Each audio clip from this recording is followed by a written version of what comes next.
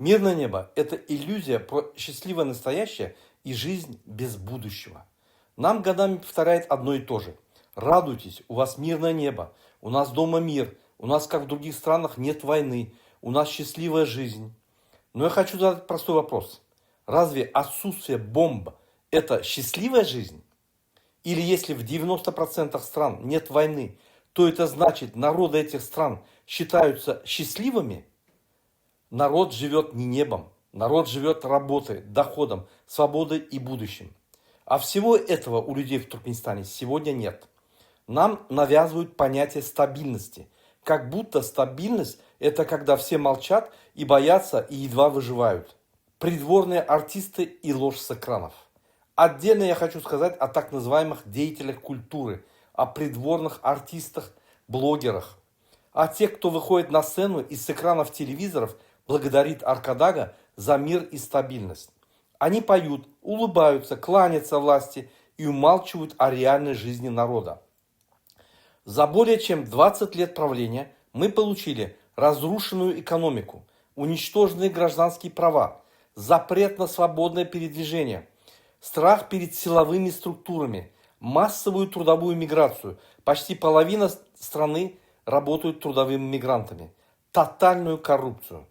Эти артисты не просто лжецы, это инструмент пропаганды, который усыпляет народ песнями, пока у него из карманов вытаскивают и воруют будущее. Тихая социальная катастрофа. Посмотрите на цифры. Пенсии и пособия от 15 до 30 долларов в месяц. Безработица по независимым оценкам более 45%. Трудовая миграция более 45%, и она только увеличивается. Люди бегут не от войны, люди бегут от нищеты и безнадежности. Это не мирная жизнь, это тихая, скрытая социальная катастрофа, сравнение от которого больно.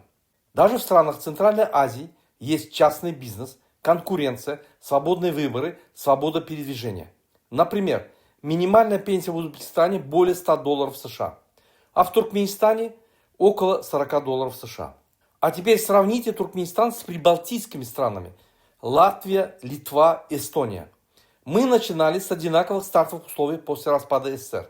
А сегодня там средняя пенсия более 700 долларов США, свободные границы, работающая экономика, сменяемость власти, уважение к человеку. Средняя заработная плата составляет более 1500 долларов США. Разница не в народе, разница в системе управления государством. Разница в том, кто управляет государством – авторитарный режим или демократическое общество. Семейное правление вместо государства. Сегодняшняя власть в Туркменистане – это уже не государство, это семейный бизнес, где власть передается по наследству, где родственники заполняют все государственные институты, министерские посты, а повсеместная коррупция становится просто нормой. Когда народ превращает в молчаливый, обслуживающий персонал, это нестабильность, это деградация народа, это деградация государства. Финал.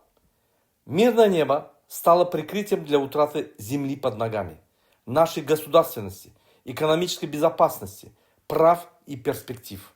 Чем дольше общество будет молчать в обмен на иллюзию стабильности, тем глубже будет кризис и потеря нашей государственности. Песни не спасают от нищеты, а молчание равно предательству перед настоящим и нашим будущим. Мы иногда думаем, когда же наконец-то все наладится и мы заживем, как другие страны. При этой власти семьи Бердымухамедовых никогда. В ней будут жить семья Бердымухамедов и кучка коррупционеров. Мы для своей нормальной жизни еще ничего не сделали. Не сделали даже один шаг в этом направлении.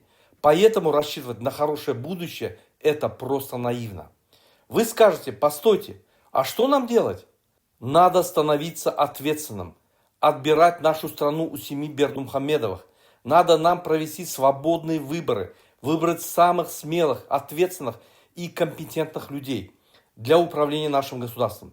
Каждому бороться за свои права. Вот тогда мы заживем богато и счастливо. И вот тогда у нас будет будущее.